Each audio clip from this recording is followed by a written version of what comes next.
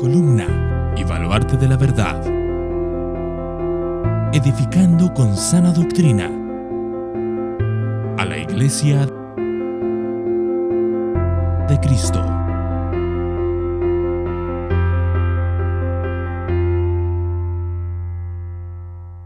Podemos tomar asiento, hermanos.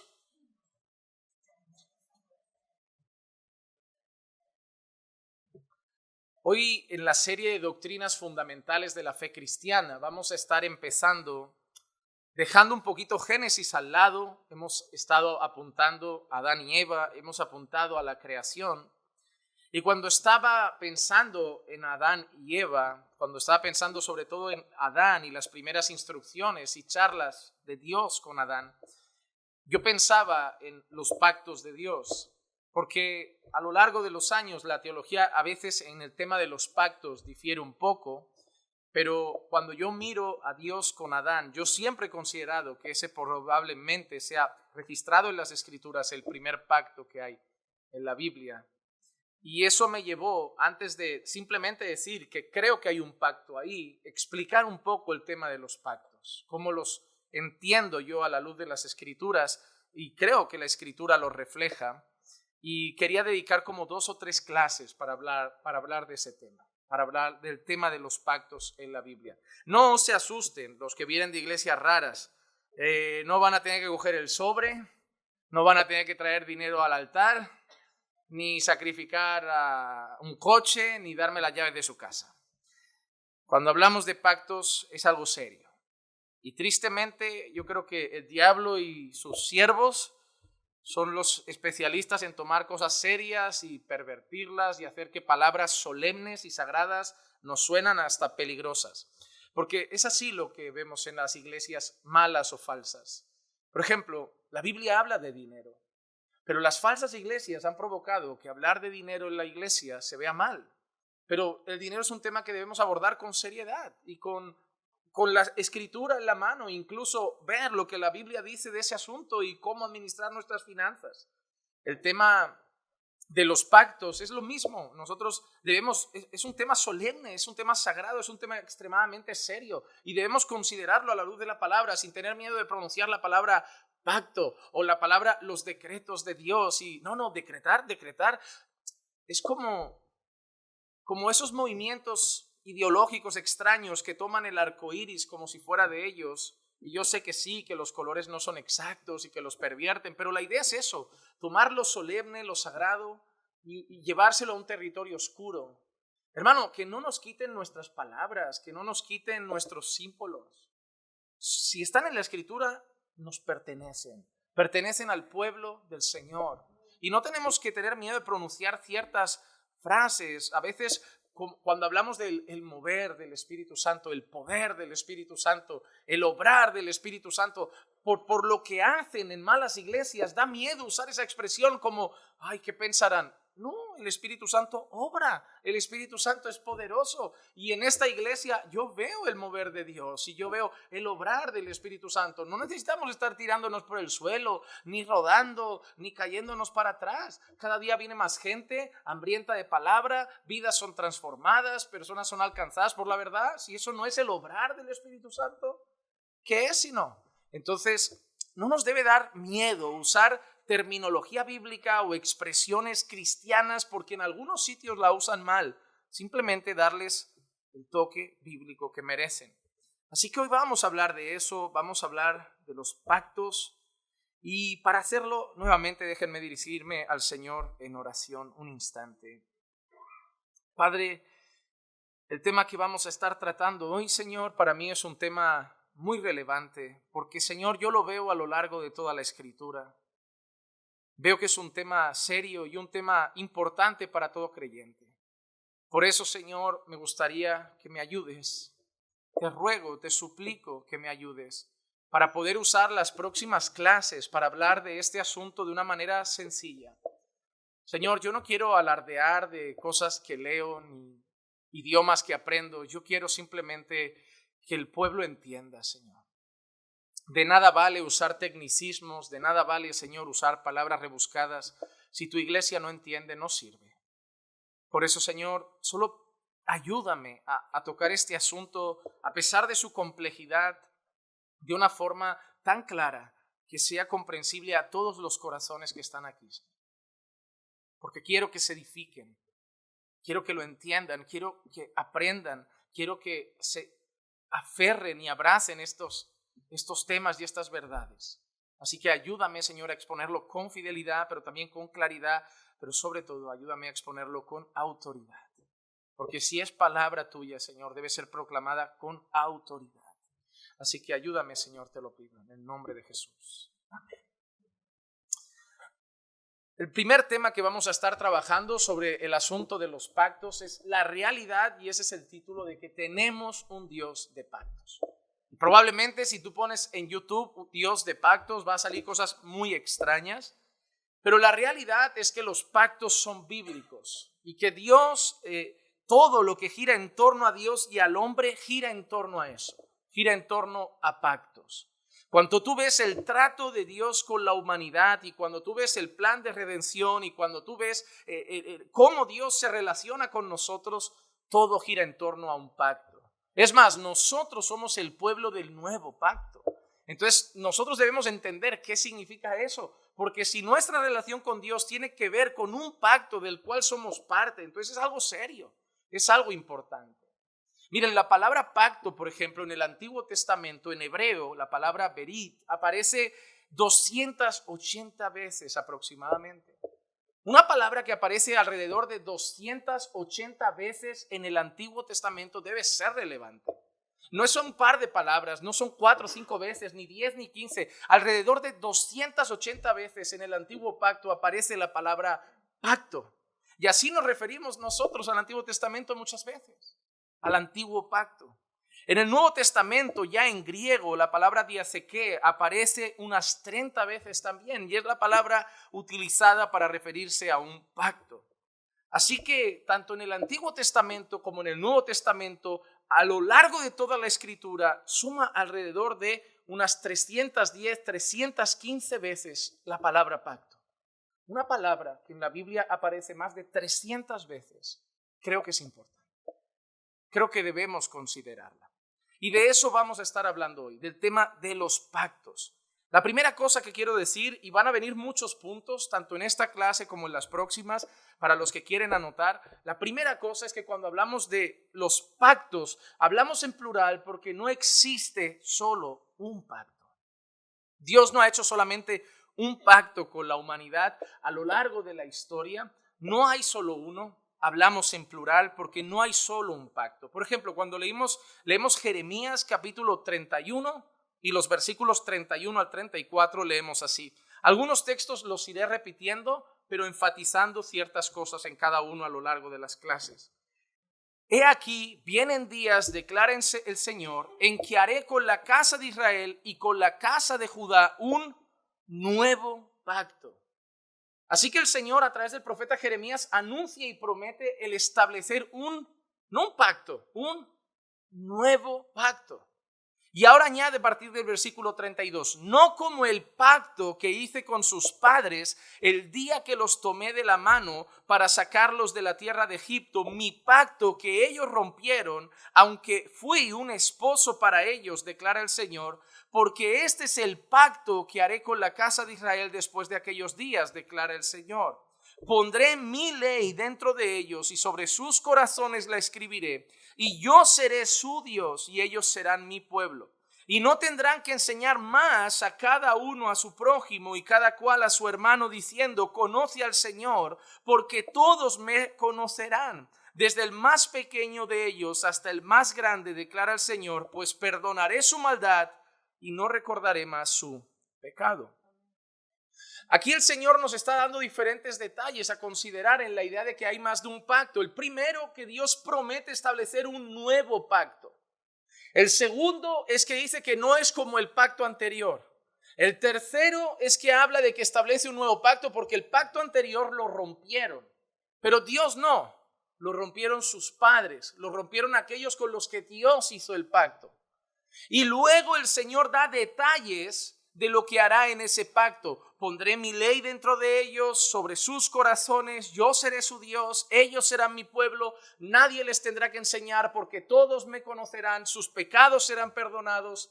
Así que en solo estos versículos, que se podrían profundizar mucho más, el Señor nos anuncia en el profeta Jeremías un pacto que establecerá, no que está estableciendo en ese momento, sino que será establecido en un futuro, un pacto que es diferente al que había, un pacto necesario porque el que había fue roto, y nos da las instrucciones o peculiaridades de ese pacto.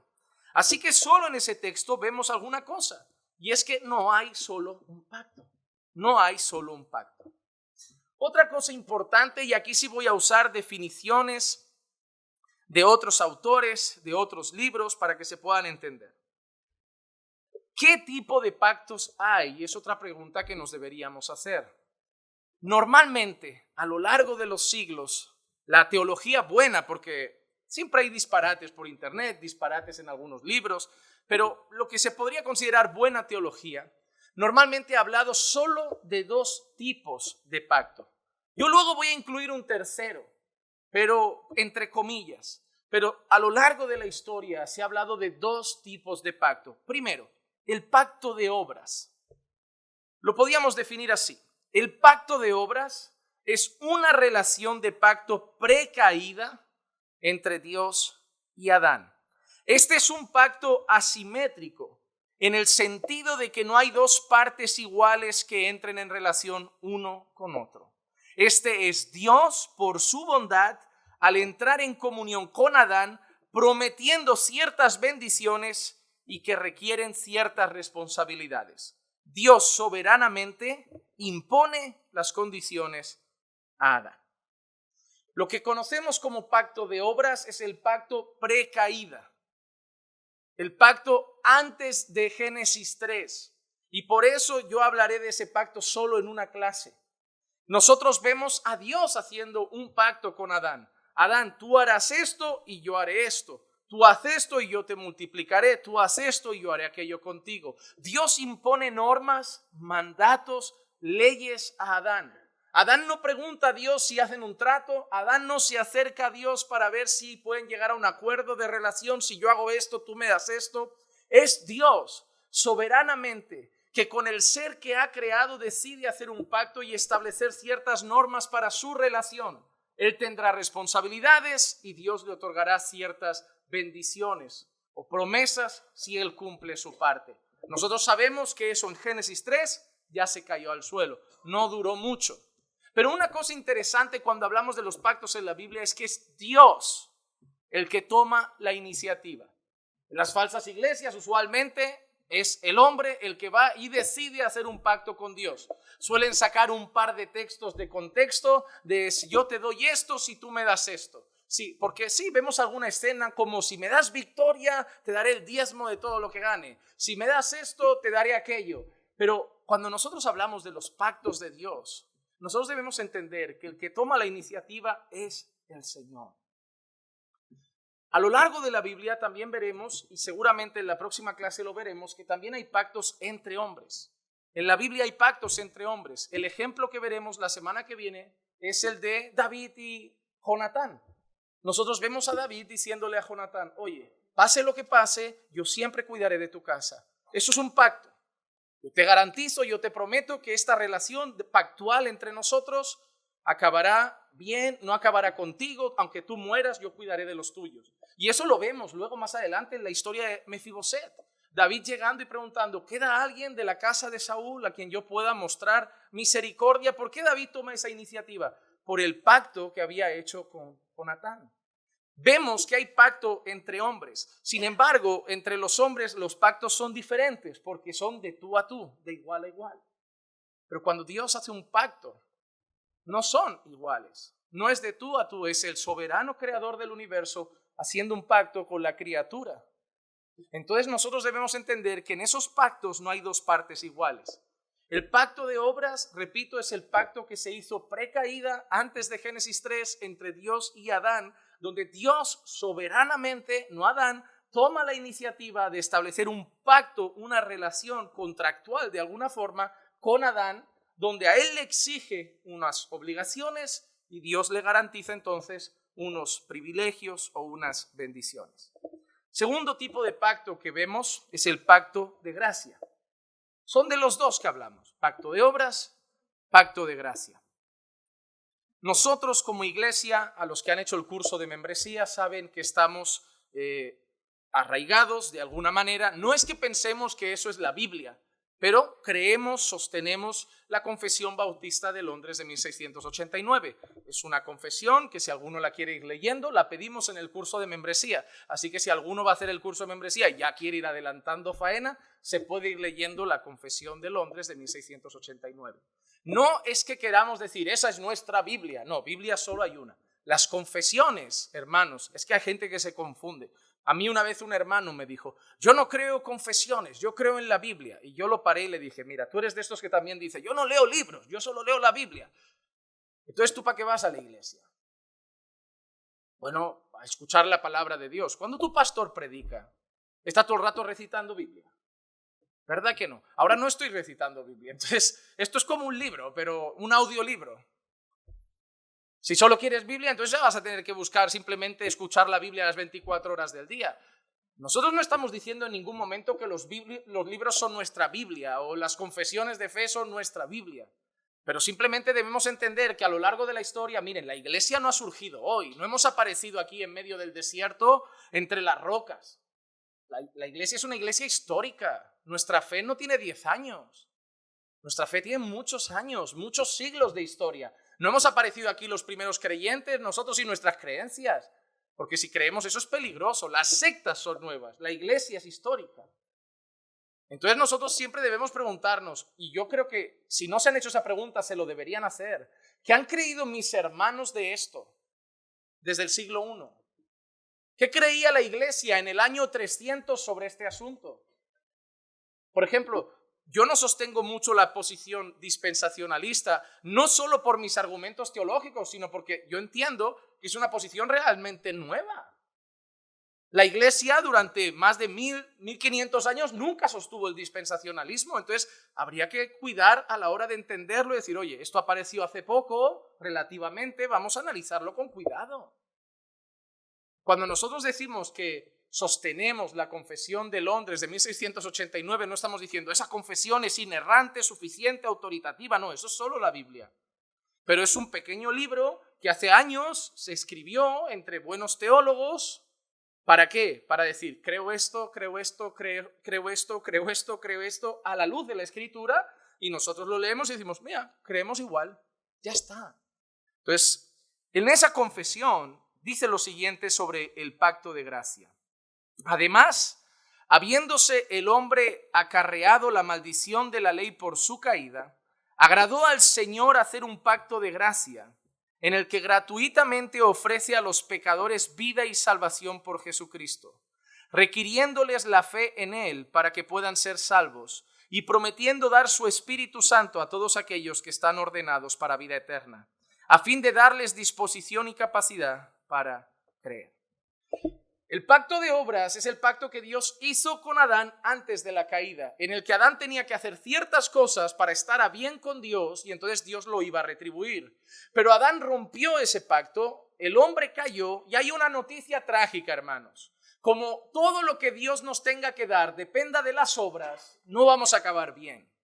Si toda nuestra esperanza está en que cumplamos las normas de Dios, no vamos a acabar bien. Entonces, Dios determina hacer un pacto diferente, un pacto donde Dios garantice la salvación del hombre, no por sus propios méritos, porque siempre será incapaz, sino por su pura gracia, mediante la fe en un Salvador prometido. Y en un Salvador prometido en Génesis 3, justo después de la caída. Entonces, desde ese momento, Dios ya anuncia un pacto diferente. Cuando Dios dice que lo que ha pasado ahí se ha roto, pero que Él promete que un día un redentor iba a pisar la cabeza de la serpiente, iba a arreglar todo eso, Dios ya está diciendo que nuestra esperanza ya no está en nuestras obras, sino en la gracia que Dios traerá sobre nosotros mediante ese redentor. Entonces Dios establece desde entonces un tipo de pacto diferente. Ya no en el que nosotros somos recompensados por nuestros méritos, Ya no en el que nosotros recibiremos la bendición de Dios por nuestros méritos, sino que lo recibimos por pura gracia, mediante la fe en ese Redentor.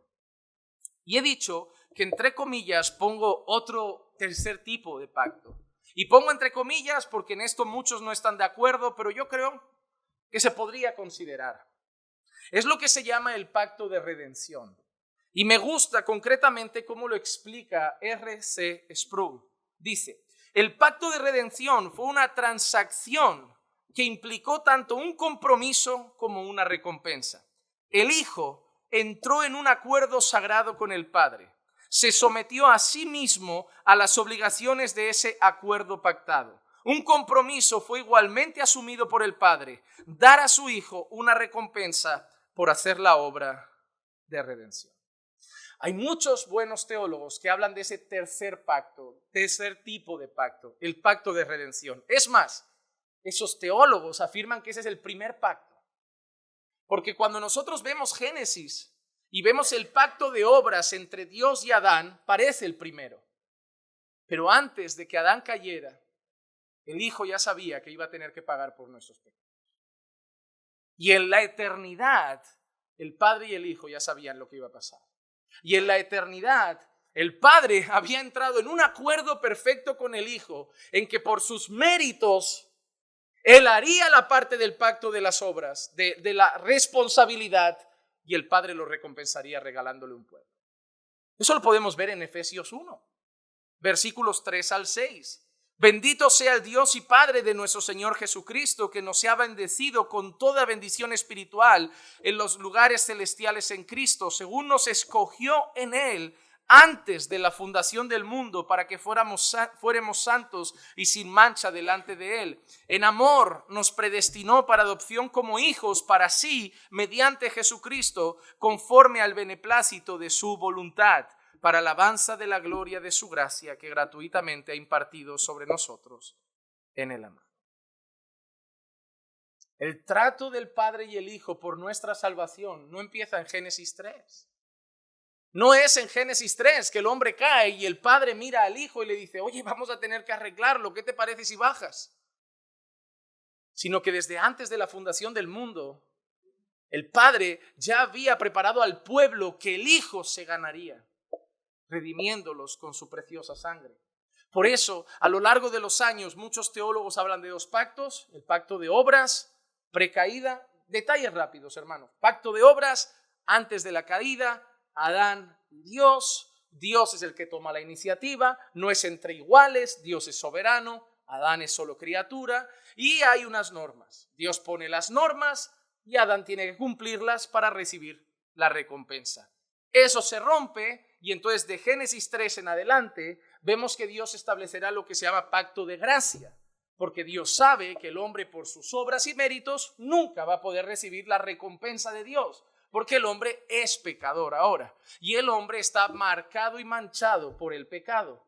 Entonces Dios solo puede establecer una nueva manera de recompensar al hombre gratuitamente. Y eso lo hará solo a través de alguien, el Hijo. Y ahora cuando nosotros ponemos la fe en Jesús, nosotros recibimos todas las bendiciones de Dios, no porque nos las hemos ganado nosotros, sino porque se las ganó Cristo y nosotros las recibimos por gracia. A pesar de ello, y viendo el texto de Efesios, podemos ver que la salvación de Cristo no fue un programa que se hizo después de la caída, sino un trato entre el Padre y el Hijo en la eternidad pasada. La Biblia dice que el Cordero estaba preparado desde antes de la fundación del mundo. Por lo tanto, nosotros sabemos que desde antes de la fundación del mundo, el Hijo sabía que se tendría que hacer hombre, que vendría a la tierra, que tendría que vivir la vida perfecta para cumplir así los requisitos del pacto. Y Él, que se debe ganar la recompensa, nos la otorga a nosotros por la fe. Pero Él tiene una recompensa. El Padre le promete un pueblo. Y eso fue un acuerdo en la eternidad. Y es lo que a muchos le llaman el pacto de redención. Y muchos dicen que al haber pasado en la eternidad pasada, es considerado el primer pacto de todos. Vamos entonces a hablar más cositas sobre el tema de los pactos. La primera, la persona de Jesús y los pactos. Jesús está vinculado a la palabra pacto. Jesús está totalmente vinculado a la palabra pacto. Es más, si lees con cuidado la Biblia, te darás cuenta que todo lo que rodea a Dios y su obra tiene que ver con la palabra pacto. Tiene que ver. Miren este anuncio en el Antiguo Testamento, por ejemplo. Isaías capítulo 42, versículos 6 y 7. Yo soy el Señor, en justicia te he llamado, te sostendré por la mano y por ti velaré, y te pondré como pacto para el pueblo. Ok, Dios está hablando a alguien. Dios le dice a ese alguien en el Antiguo Testamento que lo va a poner como un pacto para el pueblo. Y mira qué detalles vemos ahora. Como luz para las naciones. ¿Quién es la luz del mundo? Mira qué viene después. Para que abras los ojos de los ciegos, para que saques de la cárcel a los presos y de la prisión a los que moran en tinieblas. ¿No recuerdan una escena donde el Señor Jesús en una sinagoga abre la escritura, el rollo de Isaías, lee una palabra? ¿Cuál? El Espíritu de Dios está sobre mí porque me ha puesto ¿para qué? Para dar vista a los ciegos, traer libertad a los cautivos. Exactamente estas palabras. Y el Señor Jesús dice, hoy se ha cumplido esto delante de vuestros ojos. Pero mira lo que dice Isaías, te he puesto como pacto. La persona de Cristo es puesta como pacto para el pueblo. Jesús está vinculado a un pacto de Dios con el pueblo. Te he puesto como pacto para el pueblo. En el Nuevo Testamento lo vemos quizá con más claridad y yo me acordaba de cuando trabajamos el libro de Hebreos. El libro de Hebreos se dedica de una manera muy clara a tratar el tema del pacto de Dios en Cristo. Y en Hebreos 8:6 dice, pero ahora Él ha obtenido un ministerio tanto mejor por cuanto es también el mediador de un mejor pacto establecido sobre mejores promesas. ¿Y por qué Jesús tiene una parte activa? Él no solo tiene algo que ver con el pacto, Él es el mediador de ese nuevo pacto, de ese pacto anunciado también por Jeremías que leíamos al principio, y de un pacto que además este texto de Hebreos nos da un detalle muy bonito, un pacto que es mejor. ¿Y por qué se considera mejor ese pacto? Porque está sobre mejores promesas. Muchas personas consideran que lo mejor que les puede pasar en esta tierra es que Dios le llene los graneros. Muchas personas consideran que las mejores promesas de Dios son las que aparecen en Deuteronomio. Te bendeciré, te llenaré tus graneros, te daré fertilidad, te daré esto, victoria. Pero nosotros, ¿por qué tenemos mejores promesas? A veces nuestros graneros no están tan llenos. A veces no somos fértiles. A veces no estamos tan sanos. Y a veces incluso parece que los enemigos van mejor que nosotros. ¿Cómo puede estar nuestro pacto basado en mejores promesas? Porque habéis sido bendecidos con toda bendición espiritual en las regiones celestiales en Cristo Jesús. Tenemos, hermanos, si tú no eres capaz de entender como mejores promesas, las promesas eternas y espirituales en Cristo, que las cosas materiales, tienes que empezar a leer otra vez tu Biblia desde el principio. Si para ti la bendición se reduce a trabajo, dinero y abundancia material, tienes que volver a leer la Biblia desde el principio. Porque entonces vas a ser una persona desdichada, una persona amargada y quejica ante Dios, porque no te vas a sentir bendecido porque a veces no hay mucho dinero, o no te vas a sentir bendecido porque a veces no hay una gran casa. Pero cuando entiendas que estás en un pacto bajo mejores promesas, porque tienes toda bendición espiritual en las regiones celestiales en Cristo, entonces ya no reclamarás. Porque puede ser que no tengas la mejor casa, pero cuando miras al cielo no ves a Dios solamente, lo llamas Padre. Porque puede ser que no tengas el mejor teléfono móvil para hablar con la gente en esta tierra, pero puedes entrar con libertad ante el trono de la gracia para hablar con el Padre y saber que te escucha por los méritos de Cristo. Somos enormemente bendecidos. Que no permitas jamás que la falta o carencia de algunas cosas materiales te hagan nublar el entendimiento para sentirte menos bendecido. Porque entonces pierdes de vista que estamos en un mejor pacto, basado en mejores promesas. Jesús está vinculado al pacto. Pero no solo Jesús, los siervos de Dios también. Hoy vamos a hablar de pacto. La semana que viene voy a hacer otra cosa.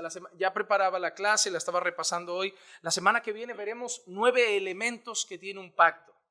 Y creo que va a ser una clase muy interesante. Las cosas que un pacto debe tener para llamarse pacto a la luz de las Escrituras. Estuve poniendo 3. Fue curioso porque el estudio empezó 3 elementos de un pacto. Siguió 4 elementos de un pacto. 5 elementos de un pacto. Yo dije, esto va a dar 1 hora. 6 elementos de un pacto. Llegué a 9 y dije, yo voy a cerrar aquí porque no sé lo que va a pasar. No sé si es que yo estoy buscando demasiado. Pero la semana que viene, hermanos, repitan, porque las 2 clases van juntas, no las pueden separar. Mira qué dice 2 Corintios capítulo 3, versículos 4 al 6. Y esta confianza tenemos hacia Dios por medio de Cristo. No que seamos suficientes en nosotros mismos para pensar que cosa alguna procede de nosotros, sino que nuestra suficiencia es de Dios. Que Dios nos permita, hermanos, que cada vez que hacemos algo que parece loable para el Señor, recordemos estas palabras, que nada procede de nosotros, sino que todo procede de Él.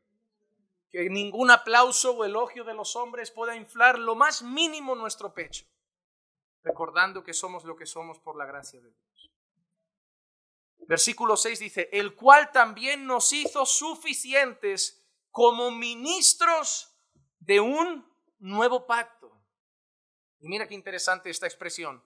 Cada expresión que vemos a lo largo de la Escritura va dando detalles diferentes entre el Antiguo y el Nuevo. Antes ha dicho que este era mejor por mejores promesas. Ahora dice, no de la letra, sino del Espíritu, porque la letra mata, pero el Espíritu da vida. Es interesante porque no sé si a ti te ha pasado. Cuando yo empezaba a estudiar mucho la Biblia y empezaba a debatir con gente, pero no por gusto, simplemente por el deseo de enseñar y compartir lo que estaba aprendiendo, pero aquellos que no lo veían igual les incomodaba un poco. Yo dejé de hacerlo porque resultaba pesado. Y no quería quedar como intrometido y tenía que mirar mi corazón. Entonces, pero muchas de las cosas que me decían cuando llegaba, pero la Biblia dice, pero me soltaban ese versículo. Me decían, ándate con ojo, ¿eh? Y digo, ¿por qué? Porque la letra mata. Y digo, y usaban ese texto como, en pocas palabras, como que si leer mucho era peligroso. Como tú no te dejes llevar por la letra de la Biblia, déjate llevar por el Espíritu. Lo entendían así. Yo no sé si a vosotros os ha pasado que os han soltado este versículo de esa manera. Como, mira, nos estamos leyendo otro libro en la iglesia. Cuidado, No, sí, mejor un analfabeto que se la pasa en Netflix, pero guiado por el Espíritu.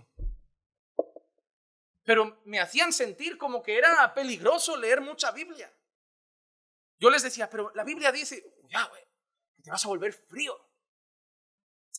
Ese texto acabamos de ver en su contexto que tiene que ver ¿con qué? Con un pacto. Entonces, ¿cuál es la letra? La ley. Que obviamente quien ponga su confianza en la ley solo le espera una cosa: mata, muerte. La ley, la letra solo puede traernos una consecuencia: muerte. Aquel que espere salvarse por su propia suficiencia está acabado, porque nadie puede salvarse por las obras.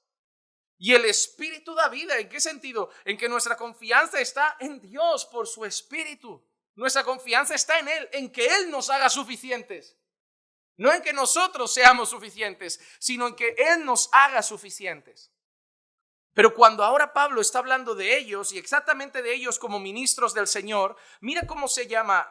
Él nos hizo suficientes como ministros de un nuevo pacto. Pablo se considera un ministro del Señor y ahora se define como un ministro del nuevo pacto. Porque es lo que nosotros proclamamos. Cuando predicas el evangelio, amado hermano, ¿qué le estás diciendo a la gente? Súmate al pacto. Sé parte del nuevo pacto. Sé parte. Si una persona predica, si cree y se arrepiente, ¿qué habrá pasado? Lo que el Señor ha dicho. Él ha obrado por su Espíritu. Y Él lo ha introducido en el pacto, porque al final tú no te metes en el pacto. Dios te incluye en el pacto. Tú no entras por la puerta. Oye, esta es la puerta del nuevo pacto, ¿me dejan entrar? No. Nadie quiere entrar por esa puerta. Tiene que ser Dios el que obre para decir, yo te quiero en mi pacto. Yo quiero que tú seas parte de mi pacto. Así que no solo Jesús está unido al pacto, sino que nosotros somos siervos del nuevo pacto. También la salvación está vinculada a la palabra pacto. Salvación y pacto van juntos. Mira ese texto de Isaías 49, versículos 8 y 9. Isaías capítulo 49, versículos 8 y 9 dice así. Así dice el Señor, en tiempo propicio te he respondido, en día de salvación te he ayudado, te guardaré y te daré por pacto del pueblo para restaurar la tierra, para repartir las heredades asoladas, para decir a los presos salid, a los que están en tinieblas mostraos, por los caminos pasarán y en todas las alturas desoladas tendrán sus pastos. Nosotros vemos aquí, en día de salvación te he ayudado, te guardaré y te daré por pacto del pueblo para restaurar la tierra. Hermanos, la obra de salvación, la ayuda de Dios, el brazo extendido salvador de Dios, la gracia y misericordia de Dios, la redención de Dios, solo es alcanzada porque Dios hizo un pacto de salvar a un pueblo. Porque la historia en la escritura es esta. Dios hace un pacto con el hombre siempre lo rompe, pero si somos salvos es porque Dios no lo rompe. Porque cada vez que Dios ha establecido un pacto con el hombre lo destroza. Nosotros veremos ejemplos como Noé. Noé, hago un pacto contigo y tu descendencia, va a ir la cosa bien a partir de ahora. Mira, voy a romper con todo, pero yo hago un pacto contigo y con los tuyos, ¿vale? De aquí en adelante, bien, ya has visto lo que ha pasado, has visto cómo me pongo cuando se peca, Adán empezó mal, pero tú puedes como que arreglarlo, ¿vale, Noé? Mira qué bravo soy, mira lo que acabo de hacer. No, claro, yo después de ver el diluvio, lo primero que pienso es pecar al día siguiente. Pero es que fue bajarse del arca, no fue esperar 20 años más después del arca que digas tú, no, empezaron a vivir y 20 años después cometió un pecado, no, fue bajar del arca y se emborracha. Si depende del hombre, no hay redención. Si depende del hombre, no hay ayuda. Si depende del hombre, no hay salvación. Si depende del hombre, no hay esperanza. Pero tú y yo estamos aquí no porque nosotros hayamos sido fieles al pacto, sino porque Dios ha sido fiel. Porque Dios prometió salvar y salva. Lo que pasa que en este pacto poca cosa tenemos que hacer. Yo quitaré el corazón de piedra. Yo daré el corazón de carne. Yo pondré mi espíritu. Yo haré que andéis en mis caminos. Yo os lavaré. Yo os limpiaré. Yo os santificaré. Porque como cambie un solo yo y pida un tú, se rompe. Si en este pacto solo una vez dijera, mira, imagínate que el pacto tiene 10 condiciones. Si Dios dijera, yo hago 9 y vosotros una, no nos salvamos. Si Dios dijera, yo hago 9,9 y vosotros 0,1, no nos salvamos. Somos salvos porque Él es fiel a su palabra. Porque tú y yo somos el vivo ejemplo de la infidelidad. Sí, pastor, porque éramos infieles. No, somos. No mires tan atrás, puedes mirar a esta mañana a lo mejor. Ayer, una palabra maldicha, un pensamiento que no venía del Señor, un resentimiento demorado en el corazón que duró demasiado cuando el Señor no lo quiere ahí. Nuestra infidelidad no hay que ir al año pasado ni el día que me bauticé. No. ¿Sabes lo que más le frustra a algunas personas que no entienden bien el bautismo? El primer pecado después de bautizarse.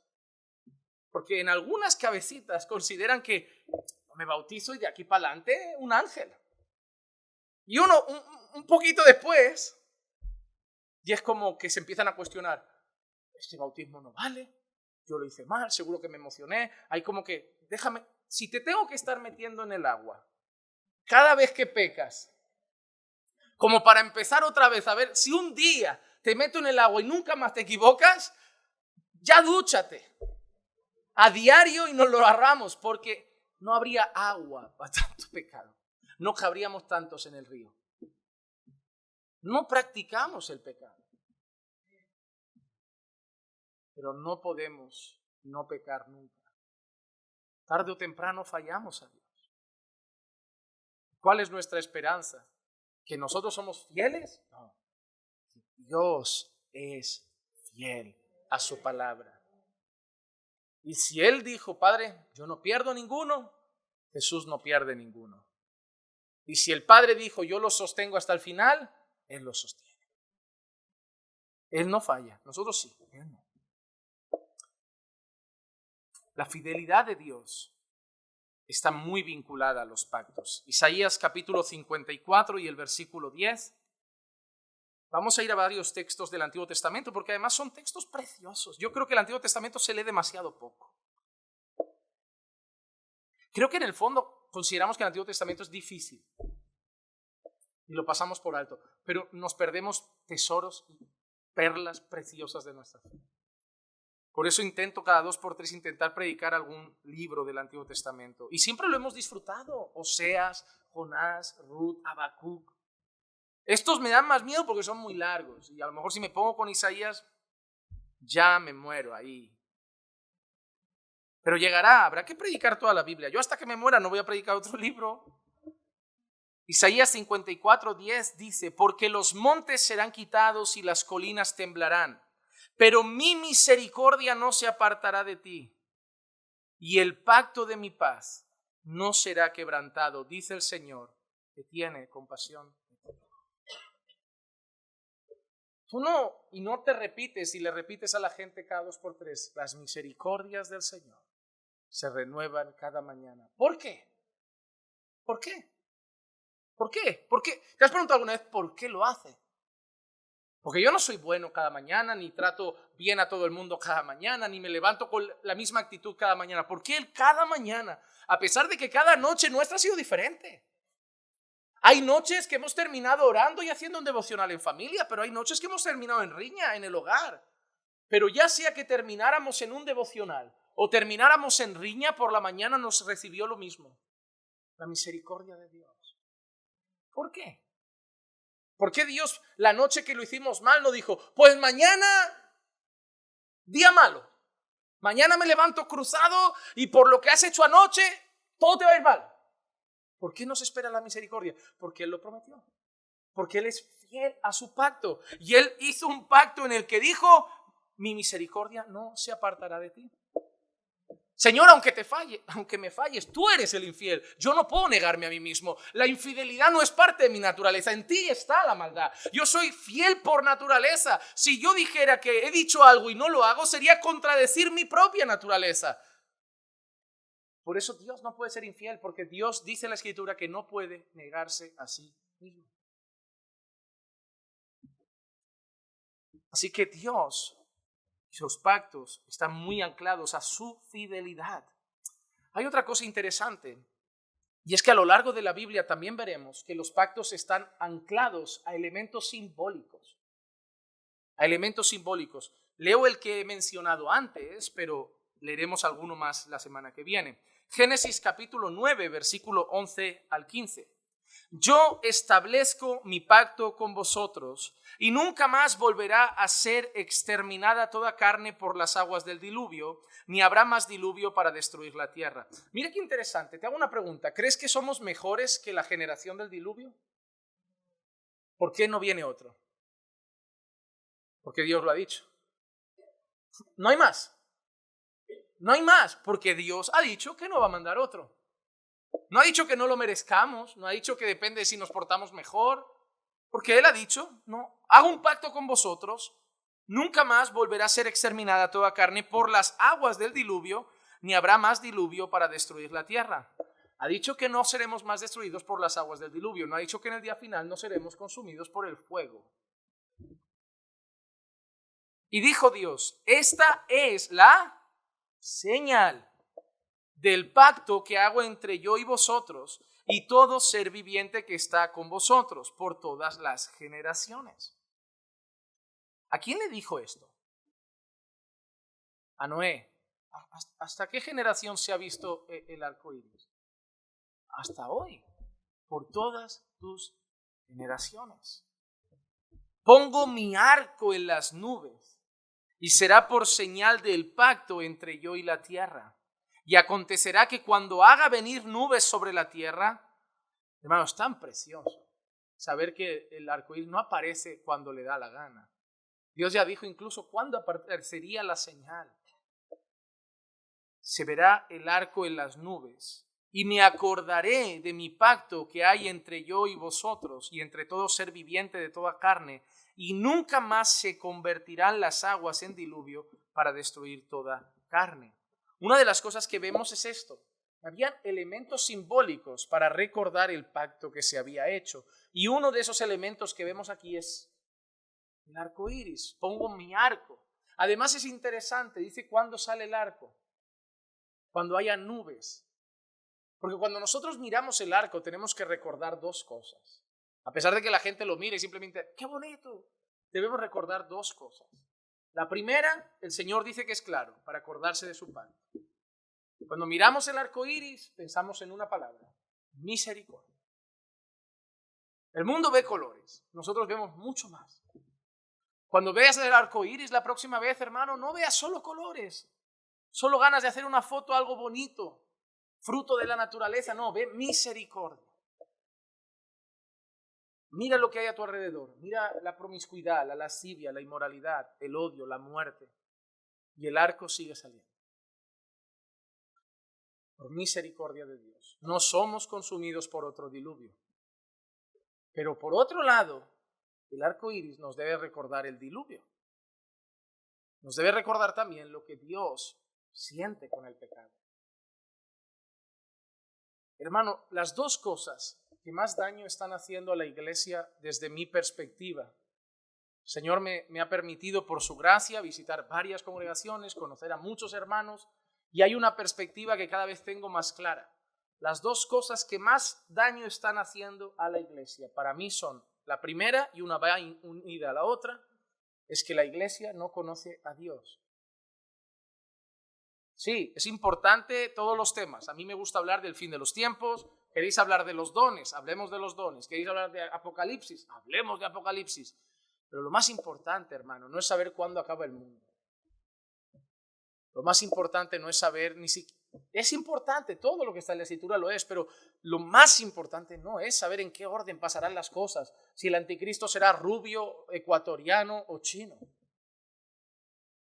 Si la guerra entre Rusia y Ucrania es la antesala para la guerra final con China, Corea y los Estados Unidos, y España mirará de lejos, porque ahí no tenemos mucho que hacer. Y eso será la guerra final antes de que venga Cristo. Eso no es lo más importante. Es conocer cómo es Dios. Decimos que cantamos a Dios. ¿Te has preguntado qué música le gusta? Decimos que adoramos a Dios. ¿Te has preguntado qué adoración le gusta? Decimos que oramos a Dios. ¿Te has preguntado cómo le gusta que se ore? Decimos que nuestros cultos son para Dios. ¿Te has preguntado cómo le gusta el culto a Él? Hermano, puedes estar haciendo muchísimas cosas diciendo que son para Él, pero si no lo conoces, lo estás ofendiendo a lo mejor. Si tú solo ves, por ejemplo, y para mí la evidencia más clara es esta, si yo solo veo un Dios de amor, yo me voy a relacionar con muchas cosas de mi vida de manera muy ligera. Dios es amor, Dios es amor. Mira dos personas, cuando uno confiesa un pecado, hay dos personas que llegan a hablar con esa persona. Uno le pasa la mano en la espalda y le dice, tranquilo, no pasa nada, Dios es amor, todos pecan, ya. Esa persona no conoce a Dios. Lo que ha dicho es mentira. No. ¿Es verdad que Dios es amor? Sí. ¿Es verdad que Dios perdona? Sí. ¿Es verdad que todos pecamos? Sí. Pero si tratas el pecado de alguien así, no conoces a Dios. Porque no sabes cómo se está sintiendo Dios ahora por lo que acaba de hacer. Porque da la sensación de que te parece que Dios lo ha visto y no pasa nada. No, Porque esa es la segunda cosa que la iglesia debe entender. Conocer a Dios nos lleva a la segunda. Debemos conocer cuán grave es el pecado. A mí me gusta estudiar relatos de juicio, porque me da mucha solemnidad al corazón. Cuando se me cruzan los cables y me empiezo a poner como un Miura, como un toro desbocado para hacer locuras y gritar a alguien y enfadarme y tomar malas reacciones, me gusta pensar en el diluvio. Me gusta pensar en Sodoma y Gomorra. Porque voy a pecar y quiero saber cómo va a sentirse Dios cuando lo haga. Que no me esté cayendo un rayo en ese momento no significa que Dios esté tan tranquilo. Quiero saber que lo voy a ofender en gran manera. Quiero saber que odia el pecado tanto que es capaz de consumir con el diluvio un mundo entero. Hermano, mira el diluvio con atención, porque lo decían los hermanos de Bélgica. Hay personas que creo que piensan que en el diluvio solo había gente adulta y mala. Habían niños, como estos pequeñines, corriendo por las calles mientras empezaron a caer las primeras gotas de agua. Habían bebés bonitos en el regazo de sus madres, jugando con sus abuelos tiernos. Cuando llegó el diluvio, no arrasó solo con violadores, asesinos, arrasó con niños, arrasó con bebés, arrasó con ancianos, arrasó con todo. La ira de Dios se encendió tanto que no tuvo piedad de arrasar con toda la humanidad. El mismo Dios que dices que es bueno y lo es, le dijo a un rey: ve a esa ciudad y no mates solo al rey ni a los soldados. Quiero que no dejes con cabeza ni a los animales. Pero rey, ¿y los niños qué hacemos? Cortarles el cuello también. Bueno, y las embarazadas, asegúrate que ni el feto queda con vida. Señor, ¿eres el Dios bueno? Sí, porque esa instrucción no la dio Satanás. Esa instrucción la dio el que envió a su Hijo a morir por tus pecados. Y eso te parece trágico, pero en esas escenas no murió nadie bueno. Murieron malos en potencia, que todavía no había hecho mucha maldad, pero no murió nadie bueno. Pero la mayor manera de entender la gravedad del pecado es mirar la cruz. Ahí murió el único bueno. Y ese único bueno, cuando notó lo que iba a ser el castigo de Dios, porque tú piensas que lo que le cayó a Jesús encima fue el diluvio, Sodoma y Gomorra, todo encima. Solo en uno. Todo el castigo de la humanidad que había experimentado el diluvio, la ira de Dios en el diluvio, la ira de Dios en Sodoma y Gomorra, todo ese furor cayó en una persona solo. Tú imagínate toda la ira de Dios que la hemos visto en escenas repartida entre muchos, caída sobre una sola persona. Toda la ira concentrada de Dios. Y esa persona, cuando sabe que va a recibir la copa de la ira de Dios, antes agonizando sangre, sudando sangre de su agonía, implora en una oración: oye, si fuera posible, pásalo. Los romanos hasta que, vale, que me rechacen, vale, que me traicionen, pero tu ira, tu copa, no es posible pasarla. Pero Isaías nos enseña la respuesta de Dios al Hijo: y quiso Dios quebrantar. Y quiso. La respuesta del Padre al Hijo puro, santo, bueno y perfecto, que no rompió nunca un plato, fue: mi ira va a caer sobre ti. No hay como huir de esto. Cuando vayas a desbocarte como un toro y a pecar de cualquier manera, acuérdate de estas cosas. ¿Sabes por qué hay iglesias que pecan deliberadamente, que no predican sobre santidad, que no son prudentes, que la gente hace el tonto y coquetea con el pecado, juega con los límites? Porque no ven a Dios así. Porque ven a un señor de barba blanca, más parecido a Papá Noel, sentado en una silla blanca, regalando cosas a todo el mundo y perdonándolo todo, mirando a un lado. Ese no es el Dios de la Biblia. Es santo. Es santísimo. Debemos entender eso. Cuando miremos el arco de Dios, recordemos su misericordia, pero recordemos también su odio al pecado, para pensárnoslo 2 veces antes de ofenderle con nuestra deliberalidad.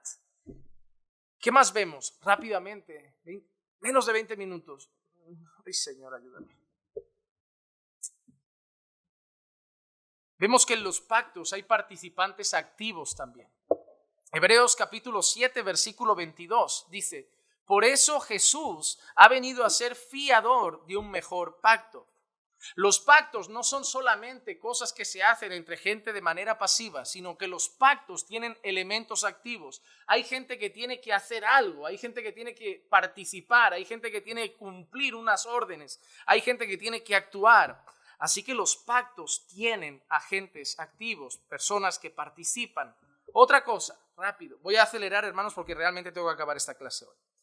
Los pactos están vinculados también a otra palabra. Hemos hablado de fidelidad, pero también están vinculados a promesas. En Hebreos 9:15 hemos leído esto antes. Y por eso Él es mediador de un mejor pacto, a fin de que, habiendo tenido lugar una muerte para la redención de las transgresiones que se cometieron bajo el primer pacto, los que han sido llamados reciban la promesa de la herencia eterna.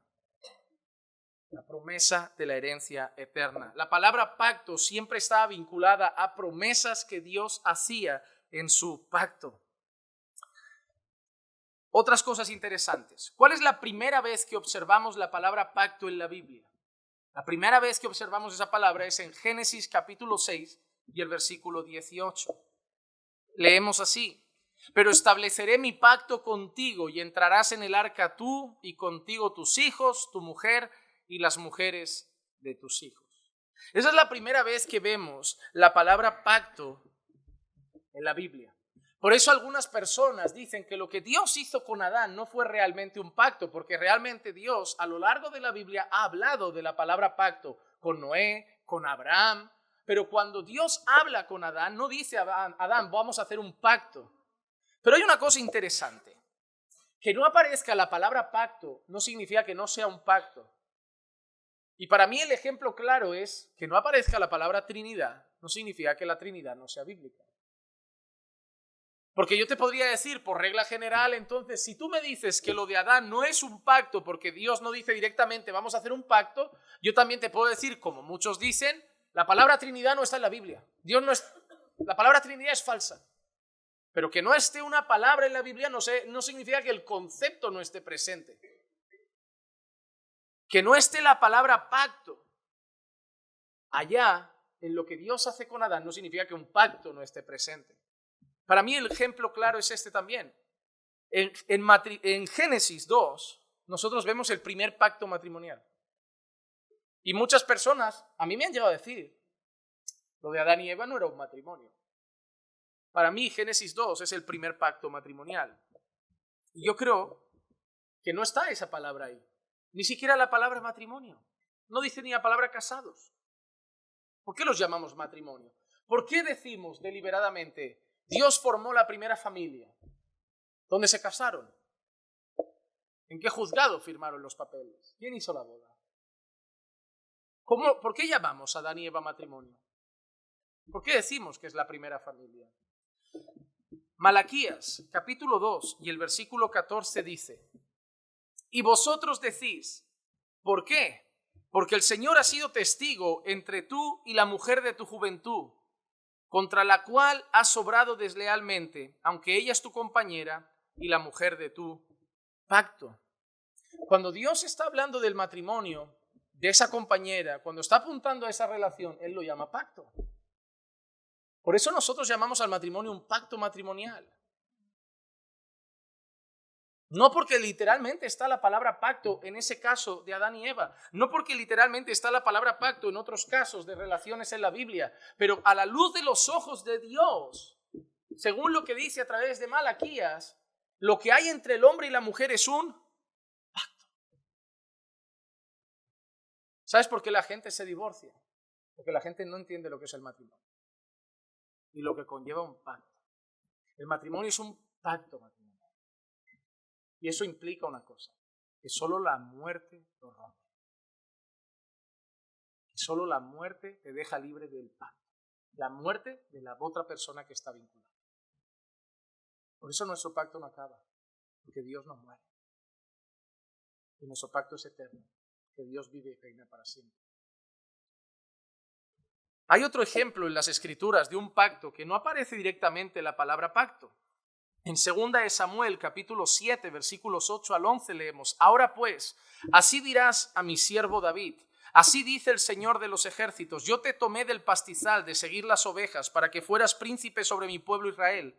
Y he estado contigo por donde quiera que has ido y he exterminado a todos tus enemigos de delante de ti, y haré de ti un gran nombre como el nombre de los grandes que hay en la tierra. Asignaré también un lugar para mi pueblo Israel y lo plantaré allí a fin de que habite en su propio lugar y no sea perturbado de nuevo, ni lo aflijan más los malvados como antes. Y como desde el día en que ordené que hubiese jueces sobre mi pueblo Israel, te daré reposo de todos tus enemigos, y el Señor también te hace saber que el Señor te edificará una casa.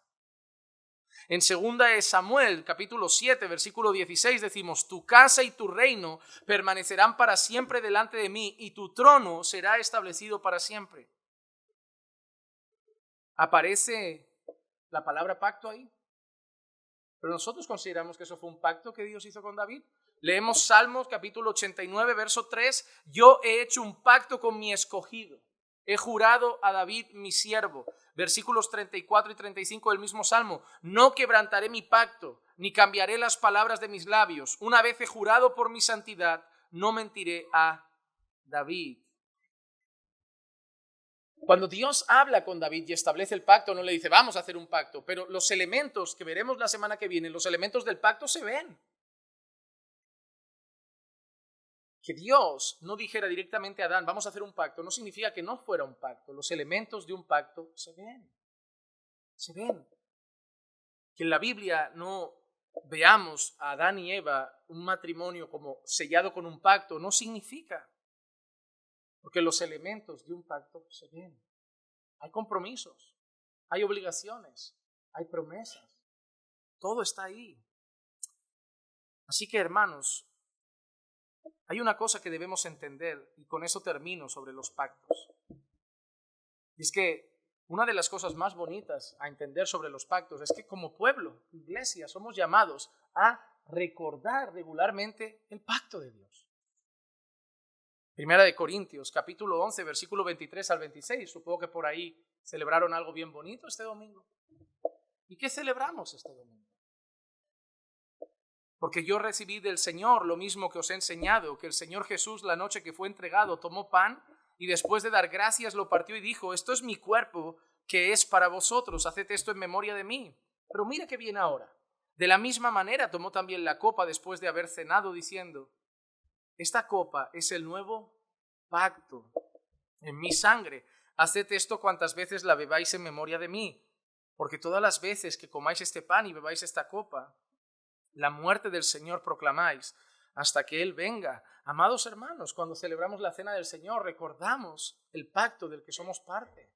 Recordamos que el Señor con su sangre selló ese nuevo pacto y nos incluyó por su gracia y misericordia. Nosotros celebramos el pacto de Dios con nosotros en Cristo cada mes. Porque el pacto es fundamental, porque el pacto es la base de nuestra salvación. Un pacto de Dios. Dios es un Dios de pactos, pero no tiene que ver con dinero, no tiene que ver con trueques materiales, tiene que ver con la idea principal de que Dios ha prometido y ha hecho un pacto con nosotros, que por medio de la obra de su Hijo y su vida perfecta, su muerte y resurrección, aquellos que se arrepientan y crean ese mensaje glorioso que es el Evangelio, serán incluidos gratuitamente en ese pacto, que ya no dependerá las bendiciones de lo que ellos hacen, sino de lo que Jesús hizo. Hermanos, que hoy tengas como esa antesala sobre el tema de los pactos, para que aprendamos cada día un poquito más. Y la semana que viene veremos eso, 9 elementos que tienen los pactos, 9 elementos bíblicos. Así que espero, sobre todo, que un tema un poquito así complejo quizá se haya entendido con claridad cada uno de sus puntos. Padre, te pido, Señor, que a pesar de la torpeza del expositor, a pesar de mis debilidades en ocasiones, Señor, tú puedas traer claridad a la mente de mis hermanos en este asunto. A pesar de las dificultades que pueda tener, a pesar de ser un tema para muchos nuevo, Señor, te pido que lo puedas haber traído como palabra, Señor, clara, concisa a sus corazones. Que puedan haber entendido cada uno de los puntos que hemos tratado hoy. Que puedan haber comprendido cada una de las verdades que hemos dicho hoy. Y que puedan entonces, amado Señor, entender la importancia y celebrar que somos parte de ese nuevo pacto basado en mejores promesas, únicamente por Cristo Jesús nuestro Señor. Gracias, Señor, porque si renuevas tus misericordias es por tu pacto, porque si nos sostienes es por tu pacto, porque si nos vas a sostener hasta el final es por tu pacto, si vas a hacer cielos nuevos y tierra nueva es por tu pacto, y si vamos a estar eternamente contigo es por tu pacto. Así que, Señor, hoy celebramos que nos hayas incluido por gracia en ese precioso pacto y nos hayas bendecido tan grandemente en Cristo Jesús. Y en su nombre oramos, en el nombre de Jesús. Amén, amén y amén. Estamos bendecidos.